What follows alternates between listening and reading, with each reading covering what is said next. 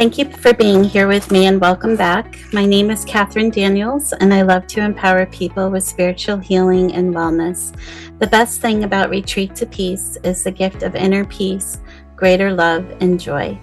During these times of changes and uncertainty in our world, nothing is permanent except our souls.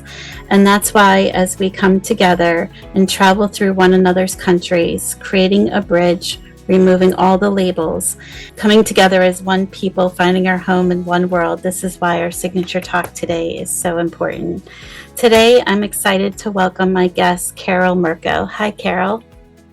Hello, and thank you so much for having me. And I love the mission of this show, and and I love the name Retreat to Peace. Right? Thank you. Thank you. Well, Retreat to Peace was a God-given name, to be quite frank with you. And I love it too, because I think, sometimes the things that come to us are so much bigger than we even imagine. And I never knew what Retreat to Peace was going to evolve into and how it was going to become such a beautiful space for all people around the world to come to. So I honor it, and I'm very blessed. So very blessed to have you here today, Carol. And for my audience that doesn't know anything about you, can you introduce yourself and share a little bit about you? Sure. So obviously I'm Carol Murko. And I think what I'll just start with is like why I was attracted to reaching out to you and to come on the show, which is like, this whole concept of love, peace, and return to peace, and love and connection and divinity, right? Like in that sense of like allowing ourselves to connect with all that is, to become the best version of ourselves.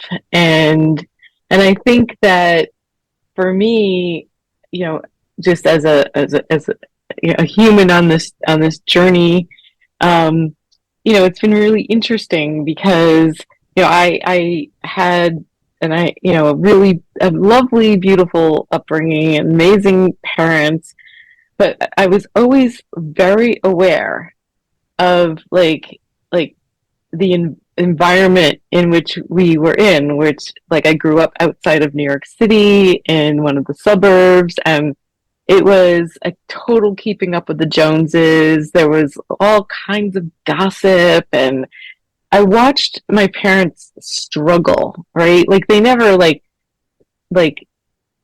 expressed struggle, but I could just see, what was going on. I mean, a lot of people had gone to Harvard and Yale. My dad didn't go to college, but he was just this beautifully exuberant, handsome family man who like just had this passion for commercial printing and was like created this like lovely business that supported his family.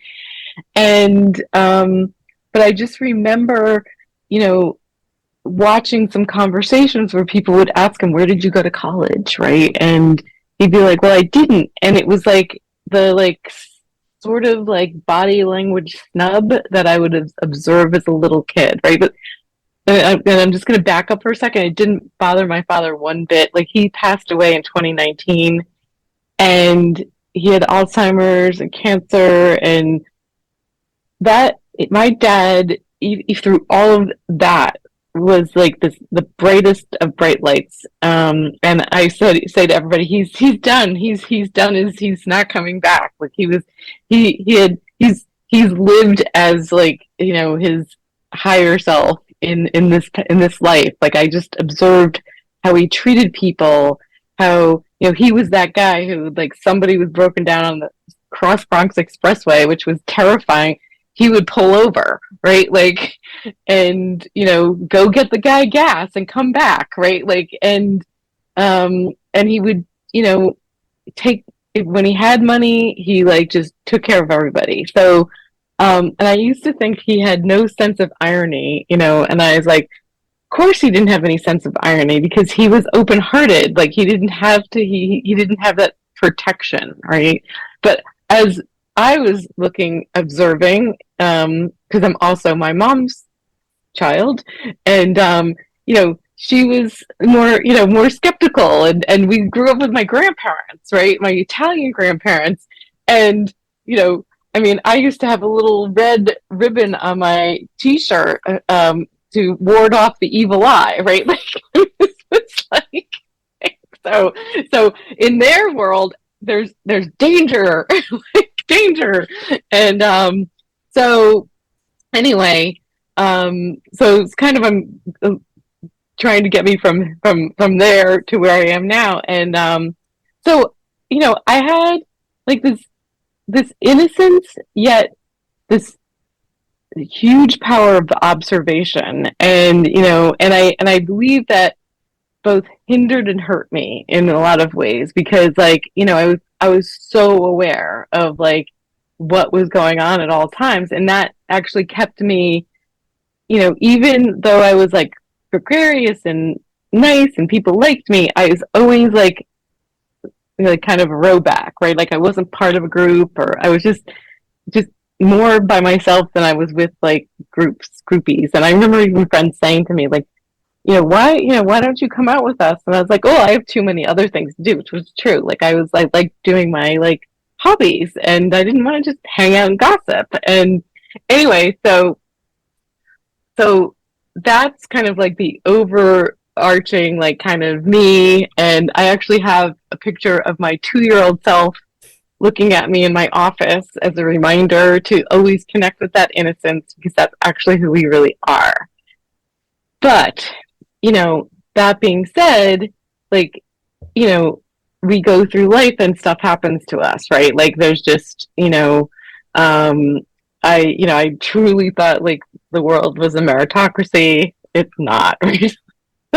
And I let's see, I worked on Wall Street, as you might imagine, showed up with my big smile and kind of exuberance, much like my dad.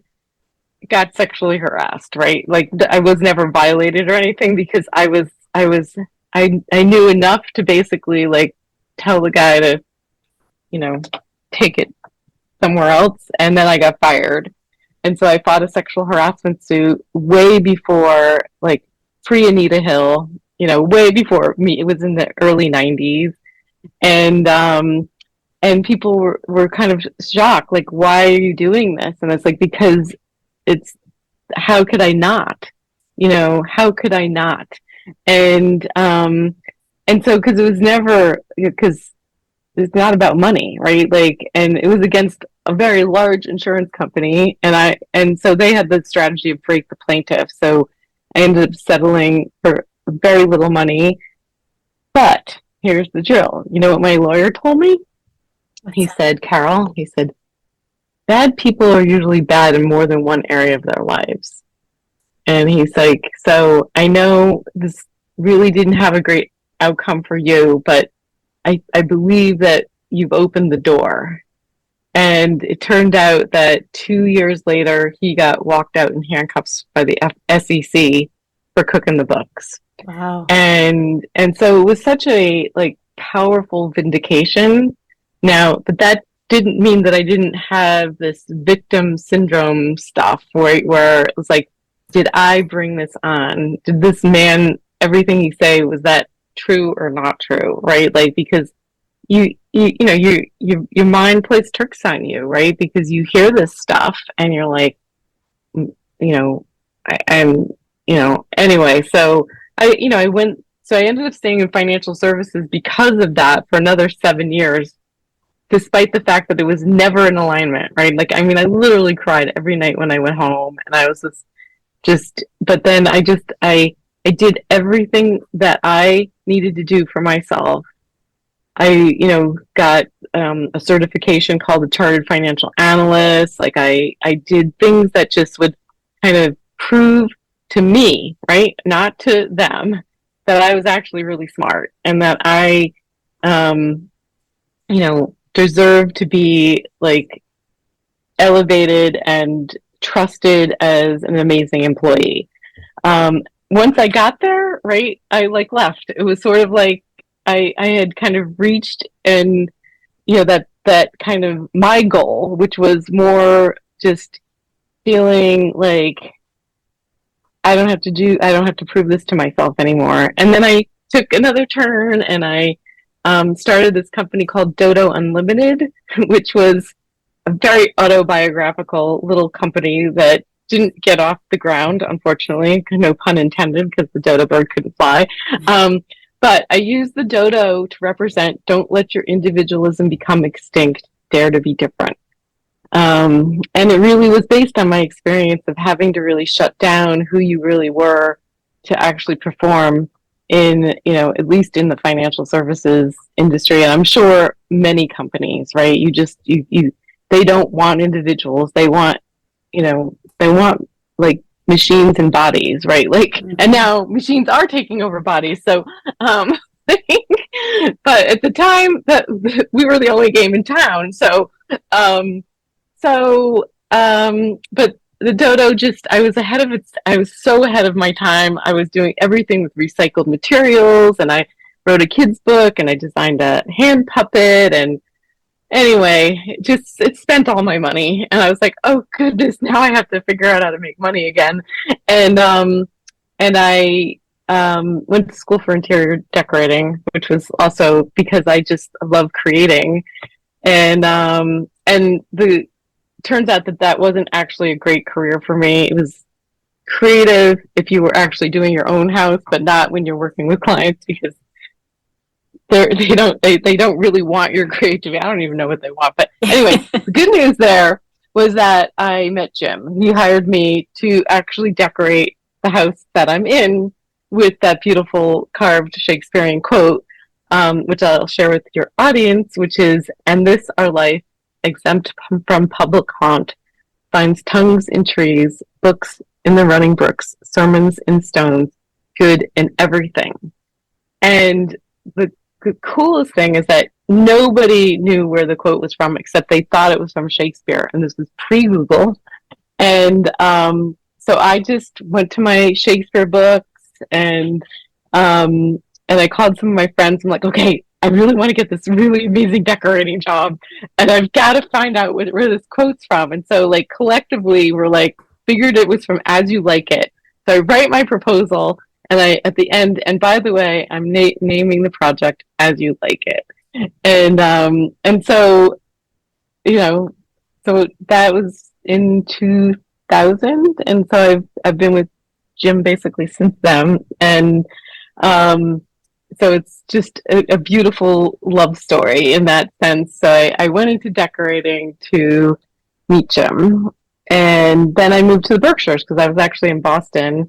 And then my journey in the Berkshires was really interesting because he was divorced, and then I became like a stepmom, and I got my real estate license, and I did get lured back for one very special client in interior design. One day I get a call, and this person had run into a friend of mine at the farmer's market and goes, "Hello, Carol Murko. This is James Taylor calling." And I'm like, it's him, right? Like, you cannot not know his voice, right? And I'm like, and he's like, "I have a small little project I'd like, and I got your name from so and so." And I was like, "Sure, I can help you."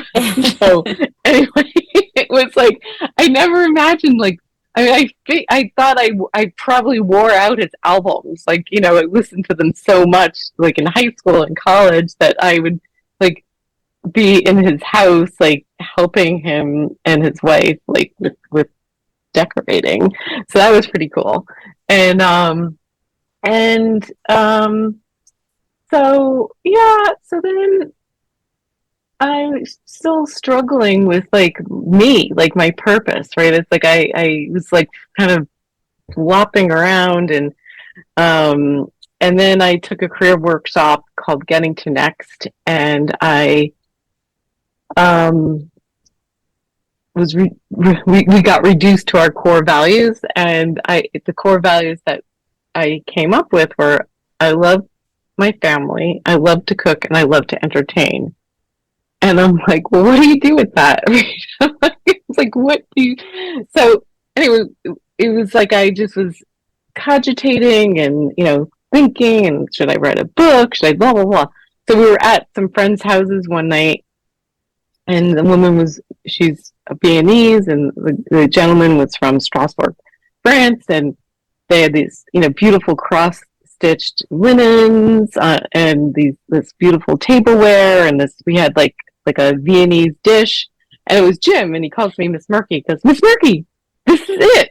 Like, you need to help chronicle and celebrate other people's recipes and their stories, and so I had this whole next 10 years I spent creating Heirloom Meals, which is a storytelling platform that I developed to share people's family recipes, stories, and tips. And so I had an NPR radio show, and I produced hosted two nationally televised Christmas specials, one for Christmas and one for Thanksgiving.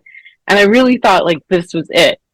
Only I had to keep doing real estate and interior design to fund Heirloom Meals, and I pretty much burnt myself out. I just it was almost I really believed I was we were taught women are taught you could do it all. So it was a wife, a stepmom, a daughter, Mighty Mouse, whatever. and I had a lot of health stuff that I just ignored. I would get migraine headaches that I would just power through, right? I mean, listen to my words, power through, right? It was I was not first. I was just I can't take the time to not be well. And I don't exactly, there was just, I think it was 2015 or 2014. I don't know. Whatever happened, everything that was great wasn't great anymore. There were no more decorating clients. All of a sudden, there were no real estate deals. All my sponsors that I had for my show, my contacts left. It was then Jim's sister died, and then, we just had deaths, and then my dog died, and it was just and I was literally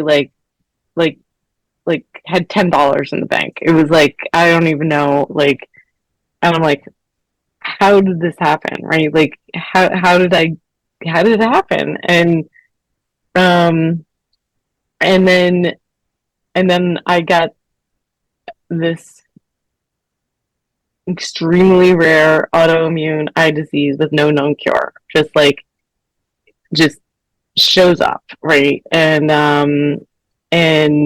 that's kind of this the turning point for me to really return to me, right? To return to love, return to all of the behaviors and things that I developed to navigate a mean a mean world, right? The fortress is around my heart, the sort of playing around the edges but not in the middle, just so that I would protect myself. And I'm not even sharing how much mean people. I've been going to acupuncture for the last year and a half, and I remember my acupuncturist said, "What's the thing that bothers you most?" I'm mean people. And it's probably because I've had mean people, do mean things, and just have, and they were breaking me. Whether I was showing it or not, it was silently breaking me. And so this disease, became my teacher. And so, if you think about the eyes, right? There's so many, it's the window to your soul. They're also what do you want to see? What don't you want to see? What can't you see? it's like, and then the whole inner vision thing, like, tuning into that real, like, inner vision. And so, and there was no hope for me in the Western medical model, right? Like, I mean, zero. Like, it's, you know, if you read, I don't even say what it is, because it's just like one of those things, like, because it doesn't exist in me anymore.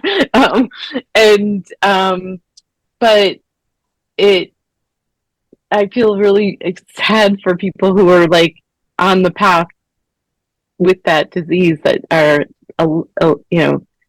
allowing themselves to be like human guinea pigs in the Western medical model, right? Like, it's just because there's no cure, right? It's just like they just throw drugs at you. And so I experienced the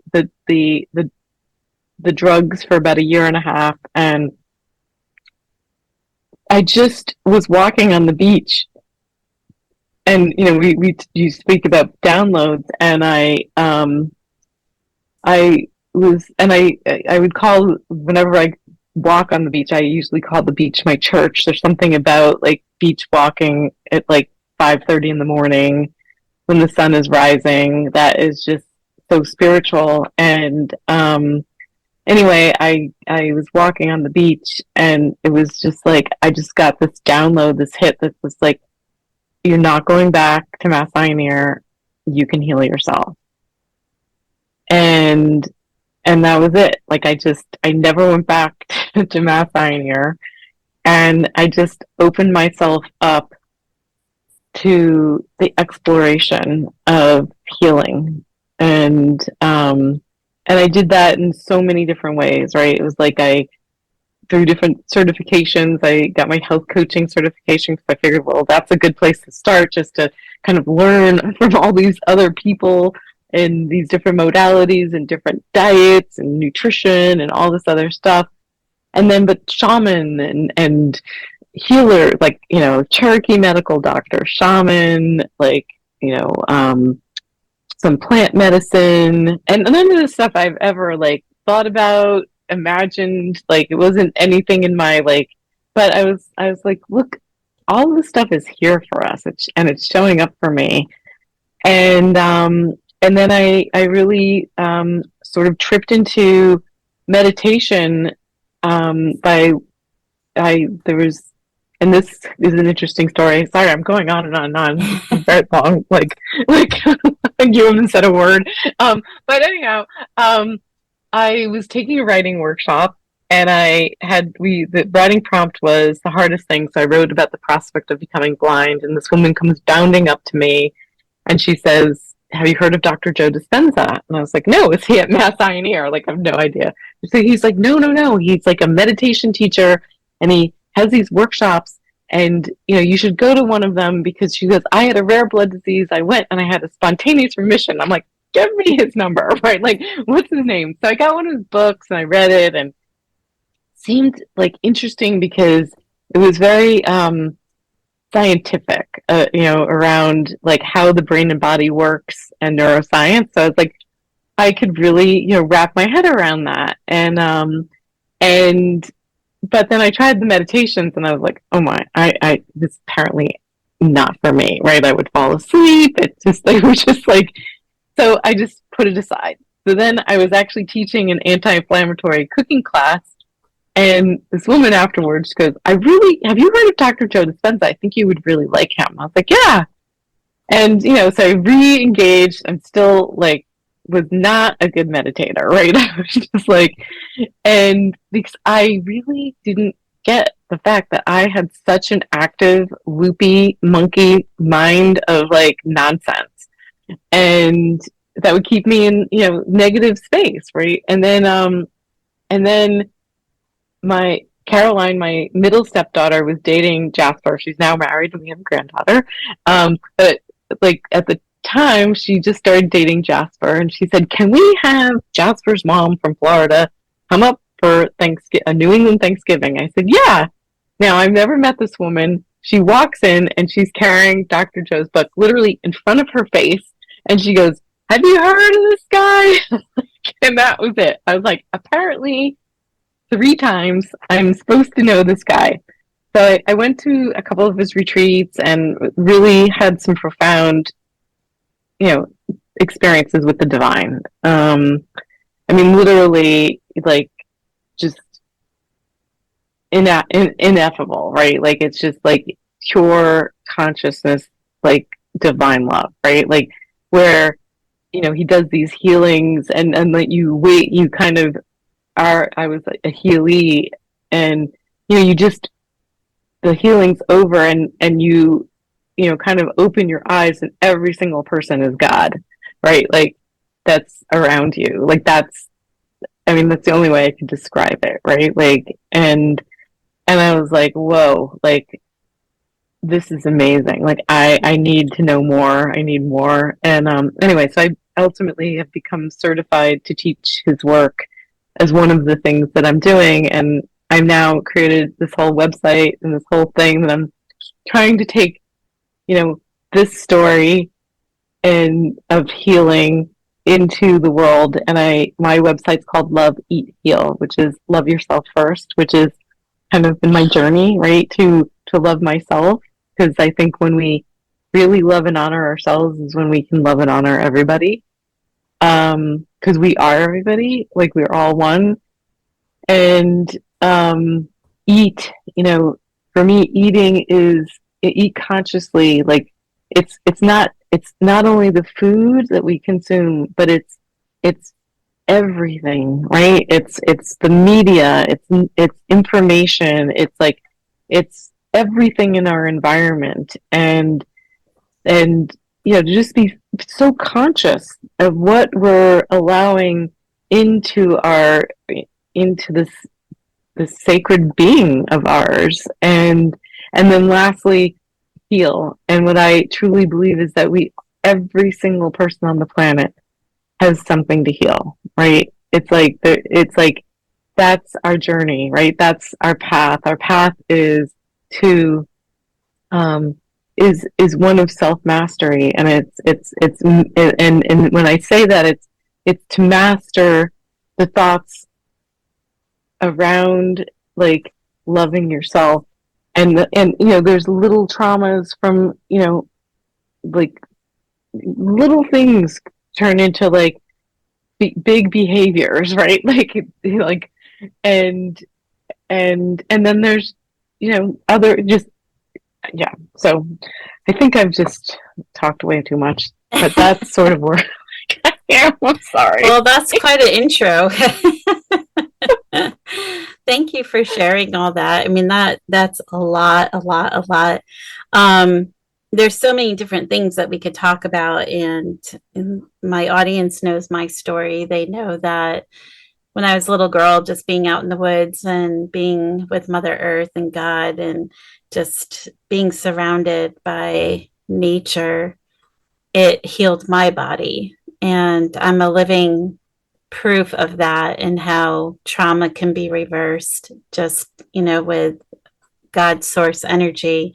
And I feel that I've interviewed so many people in the last several years that have healed their bodies because they've gone back into this God-given source that is gifted to us as humans. And it's really beautiful because it's like people, the more they can understand that everything's been put on the planet to serve us, to help us, to heal us, and to really put us into a space of recognizing, we can start to use our discernment, where we can start to see that there is this spiritual battle that is happening, where in today's world we are bombarded with this evil force, whether it's on television, what you're listening to, what you're putting into your body. I mean, the list is long. So I agree with you. It's like you have to really be in discernment and an awareness of what it is that you're feeding your mind, your soul, all of it. But it's important to recognize also the players in the game, like who is doing what and who to stay away from and where to turn your attention. And for a lot of people that are familiar with the show, I mean, we talk about that, like turn off the news. If it's not giving you something that is feeding you and elevating your soul, shut it off. Like those simple little things, they actually do all add up and really do make a difference in how you're spending your life and the quality of your life.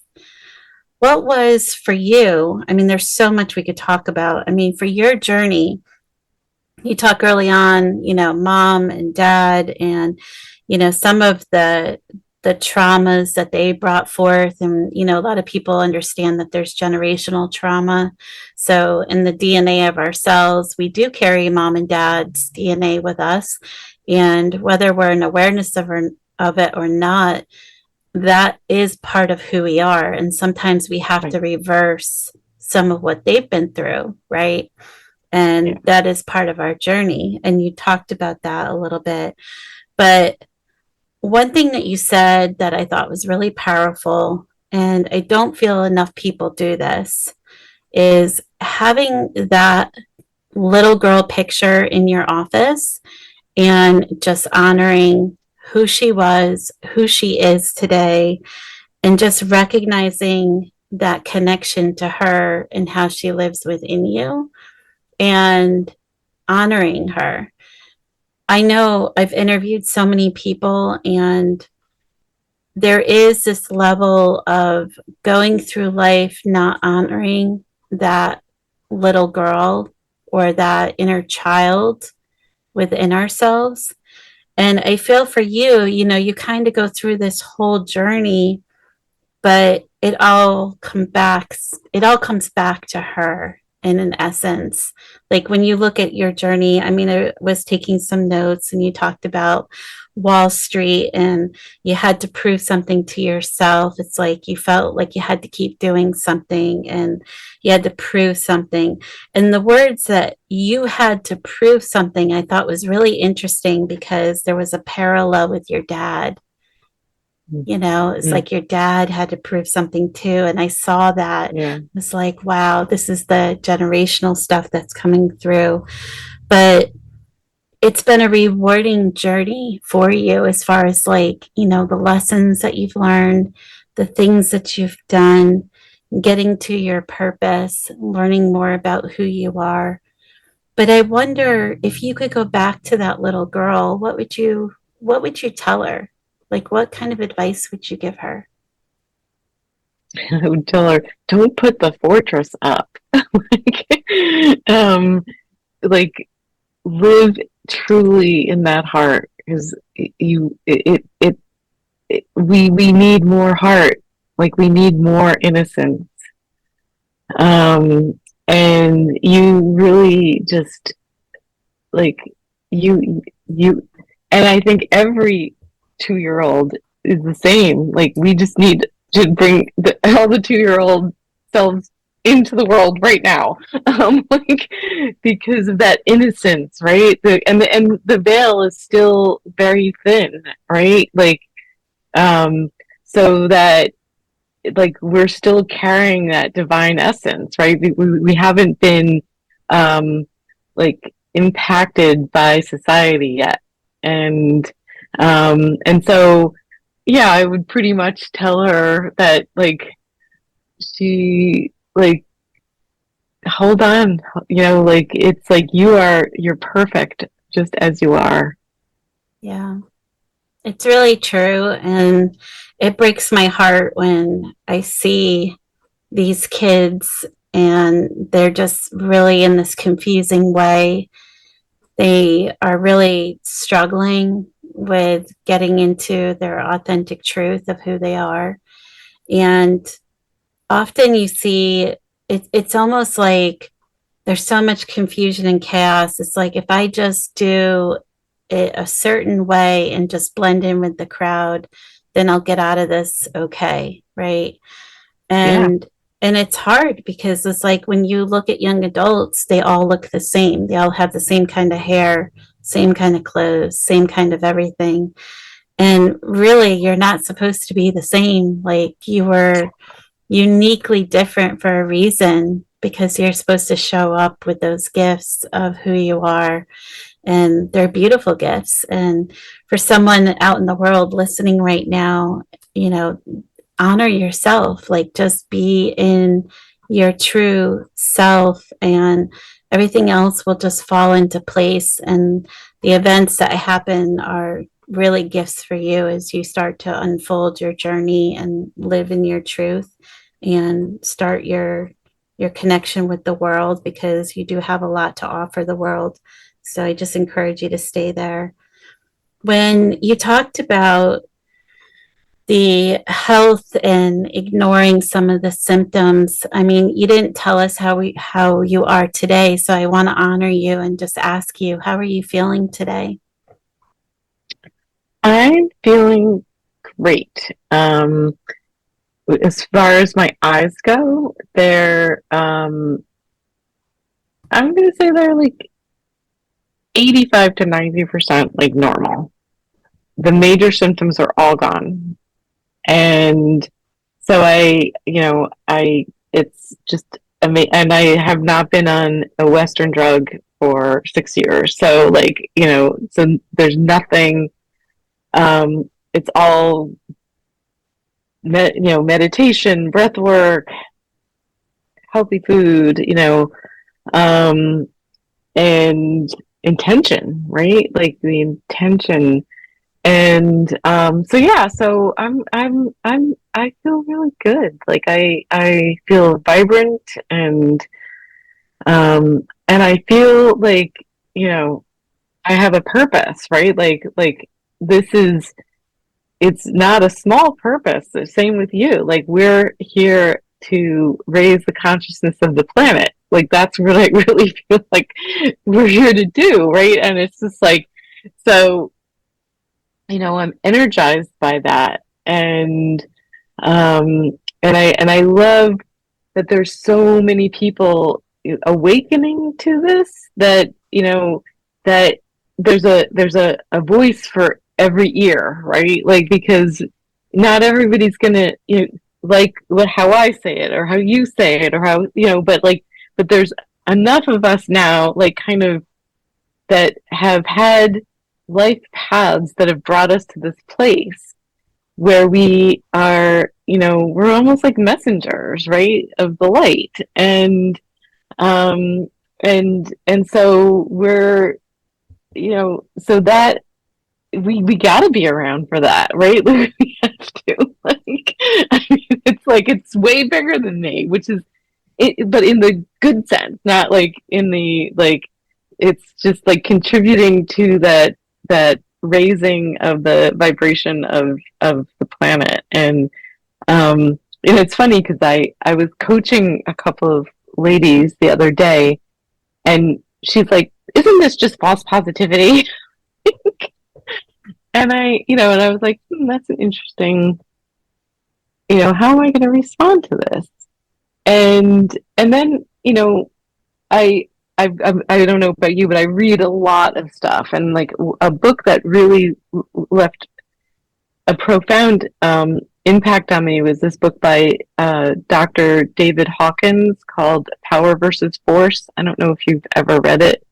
Yeah, well, it's basically, he scientifically studies the emotions, and he puts them on a scale, and he does it through, like, he did it through 30 years of, vigorous scientific method of inquiry testing using muscle testing. And what he was able to deduce is that I guess one of the lowest vibration emotions is shame, humiliation, and which he rated at 20 log. And then I think enlightenment was somewhere a comment going from 700 to 1,000. So you would, there's like a scale of, like, pure consciousness would be 1,000, and probably divine love is 700, right? Like, and he said one person that is vibrating at 700 counteracts 70 million people vibrating under 200. Wow. Wow. So, and whether you believe it or not, I really believe it, because if you think about it, it's like there feels like, as you said, a lot of dark, evil forces right now, but we're still here. The planet is not blown up, right? Like you have this beautiful podcast, like you're doing what you're doing, like there's, and because we are contributing to raising the consciousness. We're raising that vibration. So what I told those ladies is like, yeah, if you want to watch the news and get into a negative loop, then you're contributing to this negative vibration. And so you might think you're doing yourself good by being informed, but in fact, you're actually just contributing to the negative vibration of the planet. And by the way, by knowing whatever you've learned on the news, is it helping you? Like, does it change your behavior in any way other than making you anxious and fearful, right? Like, probably not. Like, what are you doing about it, right? Like, we don't, but we have power to change how we show up, right? And that's basically how I coach them. It's like you have the power of your own thoughts, and when we, can make our own domain happy and joyful, right? It's just we are just like we're the dropping the pebble. We're like the pebble in our circle, and if we just impact the people in our circle and they impact the people in their circle, it's like we're gonna win. Right. Right. Yeah, I love what you just shared there with the energies and how it does have this rippling effect. And I always tell people, if you're in a low vibrational state, the fastest way to switch out of that is to turn your happy music on, because we're bodies of energy. And just like if you were to put a cup of water on a table and stomp the floor, you'll see the water vibrate. We are water, so we do respond to those vibrations within our fields. And they've done a study where they have taken plants, house plants, and they've been exposed to different kinds of music, and that happy kind of feel good music that does raise the energy. Those plants are thriving. They're really doing well. And then the plants that aren't getting that kind of energy field and response, they don't look the same, they don't feel the same, they don't have that same vibrancy. And I actually tested this out in my home just to see if this was really a thing, and sure enough, it's really a thing. I have to bring my peace lily into my office so that I can enjoy the music too. But there's so much truth in that. And in the world that we're living right now, there's a lot of uncertainty, and people don't know what to believe, what is true, what's not true. We're being bombarded with all kinds of messaging. And more recently, I heard that with technology, there was a time where technology would take 10 years, 5 years, 3 years, to advance and for us to catch up. And now it's advancing at speeds of 24 hours. Like, we're at lightning speeds right now. And more than ever, I really believe that humans really have to disconnect with the technology and just get back to grounding within their soul self and Mother Earth, and reconnecting with what feeds us, right? The God-given things that feed us, because we do have to be in awareness and choose discernment to create that separation. It does break my heart when I go in the world and I see all these young children with technology, and they're starting at such young ages where they're developing this dependency on it, because there's a piece of them that they're losing, right? Which is this innocence and this childhood. And that does break my heart. And I just hope that we can get enough people to recenter and really recognize that we are not robots. We're not supposed to be robots. We have consciousness, we have souls, and we have to be in awareness of that. And we have to get into our true authentic self. And that's the thing, over the years, over the decades, there's been this shift of trying to get people to move away from that and try to be like everybody else and not be in their true self. And what has it done? It's spiraled people into these journeys and roads that maybe they wouldn't have gone down otherwise, right? Right. So it really is important that we do get back into the center and focus on taking care of ourselves and really using our discernment, especially now. So, what would you say for you, Carol, was the hardest decision you've ever made in your life?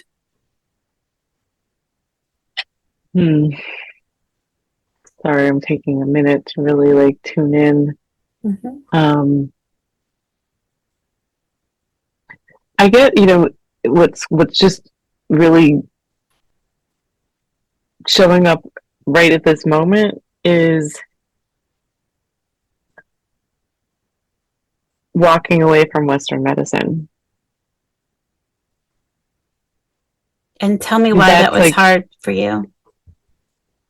Because, I like, well, I'm like, we'll go into like the good girl, right? The like, this was, this was the, I respected authority, right? Like, and so to all of a sudden, like, see authority. So I guess it's like, maybe it was hard. I remember, like, I have an amazing primary care doctor, and so I remember I was on the phone with him about trying to decide, like, and he said, Carol, he said, this is the loneliest decision you will ever make, right? Like, only you can make this decision.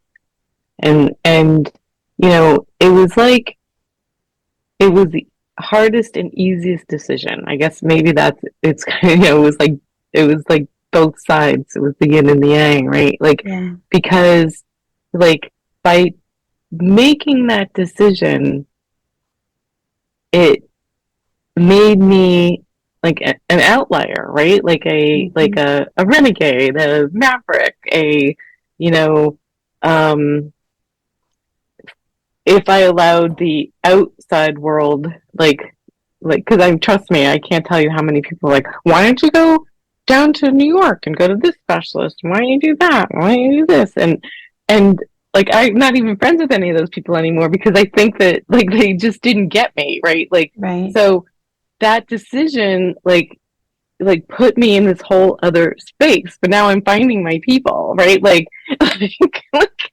so it like shifted my life. So it was hard because it was basically, it was time. It was like it was my decision to actually, like, use my true inner vision, right? Like, to, as opposed to the outer vision that we were like conditioned to believe was right. And I was very conditioned, right? Like, just in kind of, even though I had my moments, right? I did the fortress thing to be conditioned into this world, so I fit in, right? So I looked like everybody else. So I had some of the designer stuff so that I would look like, I fit in. That's all gone. It's all gone. Now I'm like, I'm just me. And so I think it was the hardest, because I think it may have been the first time that I really, like, went into that place of surrender. Right. I love that you were able to go into that place of surrender because it opened so many doors for you. Yeah. It's changed my life. It's like, this is the life I was meant to lead. And, I I had a really amazing spiritual mentor. She passed away. Her name is Pat Caffrey. She channeled the angelic council of light, and this was before had been diagnosed. And she had one day she's like, "I think you're ready to hear this," and she's like, you're an earth angel," and I was like, "Oh no, that's way too much responsibility." She's like, "Okay, maybe you weren't ready to hear this," and and she's like, "What do you think it means?" And I was like, "Well, that I have this higher like like thing to carry around, and I have to be nice all the time." She's like, "No, Carol." She's like, "You have to be 100% you, and when you're 100% you, that's when the angel is present, right?" And I didn't. I guess she had to tell me because then she died. Like, so it was like it was good to know, but I wasn't ready. I really wasn't ready yet. But now I get it, right? Like I get like that. Um, that when we are truly our authentic selves, like we give permission to other people to be their authentic selves. Mm-hmm. And like, because then because we're mirrors for each other, right? So when we're mirroring insecurity, like, then somebody else is going to feel insecure, right? Like, but when we're mirroring love, like when we're mirroring like authenticity, like you're giving somebody permission to mirror it back and like feel that in themselves. And I don't even know if I answered your question, but Well, the beautiful thing about what you just said, and most people don't recognize this, but one thing that we do see is it's kind of like if I've left the house 15 minutes earlier, then I would have been in that car accident, right? right. It's kind of one of those situations because in reality, we are all the presence of God because we come from, a higher place, and we are all earth angels to each other. And it's the way that we show up. So I have a lot of gifts, and when I'm being guided to do something, I am fully surrendered. I don't question it. I always know that it is bringing something that I don't even have full awareness of because I can't see what's ahead. But I'm very much aware that my part in it is necessary because it has to be to help the other people involved. And we are all orchestrated to do that for each other. And it's a matter of how we're showing up to assist, right? So there may be times where we are assisting others, but then there's times where others are assisting us. And I think the hardest part is when it's our turn to be surrendered, to be open, to have someone give to us, especially mothers and women, and the conditioning that we've had that we're supposed to handle everything. Sometimes that's hard to allow someone to help us, but we have to give grace and we have to graciously say yes because we always do that for other people. But that's what's so beautiful about it. It's just recognizing that this is a higher collective. We're all here to serve each other, but do it in the right way. So I think you are an earth angel. Takes one to know one. Touche. everybody listening, you're all part of that. And that's what's so right. beautiful. That's what's so beautiful about what makes the world such a beautiful place. So, Yeah. is there anything on your heart that you feel like you would like to share with the audience? Well, I think you just said something about the world is a beautiful place, and I have to 100% agree. Like, here we are on this emerald planet, right? And blue, and like we chose to be here, like we were put here, like on this really beautiful, magical planet. And where, you know, Mother Nature provides everything that we need, right? And so if I said anything, it's just like take the time to like actually like just look outside, right? Look at the birds, the plants, the sky, and then when you're at nighttime looking up into the universe and you're realizing like how vast that is, right? And how, you know, we really are, you know, just part of this bigger picture. And that if we could just like find it in our hearts that we live, actually we are already in heaven, like, you know, this is heaven. And that once we can like connect with that, I believe that we will see a whole shift in in in in humanity, and like a I don't know, I'm not going to say spontaneous enlightenment, but like you know, like where we move up that spectrum, and really see that we are all one, that we all, you know, are like co-creators of this whole experience. And if we know that, then why don't we create the best experience possible? Right. Right. Yeah, that's very beautiful what you just shared, and then I completely agree.